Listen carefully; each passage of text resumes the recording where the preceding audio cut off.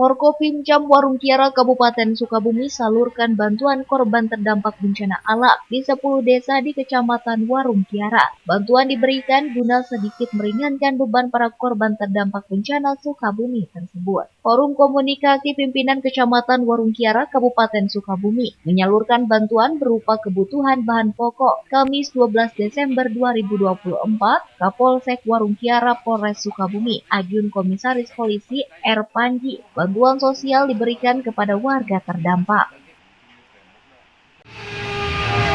Baik, kita informasikan kegiatan bantuan sosial bagi terkena dampak bencana alam. Pasca dari bencana alam tersebut, untuk Forkopimcam mulai dari Pak Camat, Pada Kami dan Kapolsek memberikan santunan berbentuk sembako 40 paket dari 10 desa yang terkena dampak daripada bencana tersebut. Yang terkena dampak itu mulai dari Desa Uruk, Raja, Jaya, Tatar Kalong, Karisi, dan Sinarti. Kepada masyarakat yang terkena dampak bencana alam kemarin, kami akan secepatnya istilahnya recovery daripada pemerintah, demikian juga dengan bantuan-bantuan yang dari pemerintah agar bisa diberikan kepada mereka yang membutuhkan daripada bantuan tersebut.